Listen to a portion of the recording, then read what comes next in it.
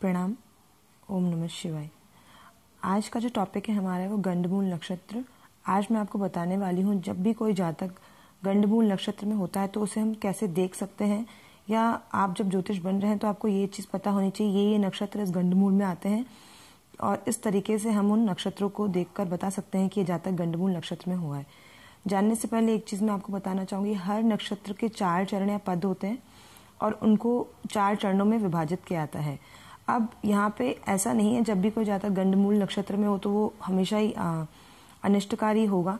कुछ एक चरण पद ऐसे भी हैं जहाँ हम उसके स्वभाव और कारण को जान सकते हैं, और कुछ एक ऐसे भी चरण पद होते हैं जिसमें उनकी शांति करा के या पूजा करा के हम उनको शांत करके भी आगे देख सकते हैं। तो आइए यहाँ हम देखते हैं। यहाँ मैंने पहला लिख रखा है नक्षत्र संख्या। नक्षत्र संख्या में आप देखेंगे कौन कौन से नक्षत्र हैं जो आते हैं गंडमूल नक्षत्र में। जैसे पहला नंबर है, 9वां नंबर है, 10वां, 18वां, 19वां और 27वां। यहाँ ये नक्षत्र संख्या दे रखी है। अब ये नक्षत्र एक ही सीरीज में आते हैं। अगर पहले नंबर पे अश्विनी है तो अश्विनी आएगा, 9वें नंबर पे आश्लेषा है तो आश्लेषा ही आता है, 10वें पे मघा है तो मृगा ही आएगा, 18वें पे ज्येष्ठा है तो ज्येष्ठा ही आएगा, 19वें पे मूल है तो मूल ही आएगा, और 27वें पे अगर रेवती है तो रेवती ही आएगा। इस तरह से इनकी सीरीज फिक्स है। तो जब भी कोई बालक अश्विनी नक्षत्र में होगा, आश्लेषा नक्षत्र में होगा, या मघा नक्षत्र में होगा, या ज्येष्ठा में होगा, या मूल में होगा, या रेवती में होगा, तो वो बालक गंडमूल नक्षत्र की श्रेणी में आएगा। अब उनके चरण या पद अलग अलग होते हैं। आइए देखते हैं। अश्विनी नक्षत्र के पहले चरण में यदि कोई बालक होता है तो उसका यह कह सकते हैं कि पिता के लिए भय, यानी वह बालक पिता के लिए थोड़ा सा कष्टकारी होगा। यहीं अगर अश्विनी नक्षत्र का दूसरा पद अगर आप देखेंगे तो उस बालक को सुख और ऐश्वर्य मिलेगा। और इसी तरह से अगर कोई बालक अश्विनी नक्षत्र के तीसरे चरण या पद में हुआ है तो उसको मंत्री पद मिलेगा। अगर अश्विनी नक्षत्र के चौथे चरण में कोई बालक हुआ तो उसको राज्य और सम्मान मिलेगा, यानी राजा तुल्य उसको सम्मान मिलेगा। यहाँ अगर मैं बात करूँ 9वें नक्षत्र आश्लेषा की, तो जब भी कोई बालक आश्लेषा नक्षत्र के पहले चरण में होता है तो उसे हम पहले नक्षत्र से तो शांति से शुभ करा सकते हैं। यहाँ शांति से शुभ का मतलब है एक विशेष प्रकार का पूजा पाठ होता है। जब भी कोई बालक गंडमूल नक्षत्र में होता है तो विशेष पूजा करके उसके उस मूल नक्षत्र का जो दुष्परिणाम प्रभाव है उसको हम शांत कर सकते हैं। अगर आश्लेषा नक्षत्र के दूसरे चरण में कोई बालक होगा तो वह धन का नाश करने वाला होगा। इसी तरह आश्लेषा नक्षत्र के तीसरे चरण में यदि कोई बालक होता है तो माता के लिए वो नाश वाला होता है। इसी तरह आश्लेषा नक्षत्र के चरण पद में यानी चौथे चरण में यदि कोई बालक होता है तो पिता के लिए अच्छा नहीं होता, पिता के लिए अनिष्टकारी होता है, यानी भारी होता है। यहीं अगर मैं बात करूँ 10वें नक्षत्र मघा की, यदि कोई बालक जब भी मघा नक्षत्र में होगा तो गंडमूल नक्षत्रों की श्रेणी में आएगा। और यदि मघा नक्षत्र के पहले चरण में कोई बालक होता है तो माता के लिए कष्टकारी होता है। दूसरे चरण में यदि कोई होगा तो पिता के लिए नाशकारी होगा, यानी उनके लिए भारी हो सकता है। इसी तरह मघा नक्षत्र के तीसरे चरण में यदि कोई बालक होता है तो उसे सुख मिलेगा, या वह सुखकारी हो सकता है, उसे स्वयं बहुत ही अच्छा सुख और जस मिलेगा। इस तरह से मघा नक्षत्र के चौथे चरण में यदि कोई बालक होता है तो उसे धन की दिशा प्राप्त होगी, यानी आने वाले भविष्य में उसे काफी अच्छी ऐसी डायरेक्शंस मिलेंगी या दिशाएं मिलेंगी जिससे वो अपने लिए धन अर्जित कर सकता है, धन को प्राप्त कर सकता है।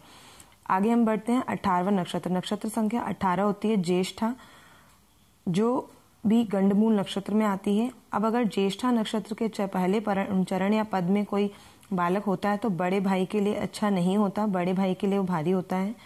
इस तरह से ज्येष्ठा नक्षत्र के दूसरे चरण में यदि कोई बालक होता है तो छोटे भाई के लिए कष्टकारी होता है। इसी तरह से ज्येष्ठा नक्षत्र के तीसरे चरण में यदि कोई बालक होता है तो माता के लिए नाश होता है, यानी या तो माता के शरीर पे कष्टकारी होगा या माता को बहुत ही तरीके का कष्ट झेलना पड़ सकता है। इस तरह से ज्येष्ठा नक्षत्र के चौथे चरण में यदि कोई बालक होगा तो उसे धन और सुख की प्राप्ति होगी।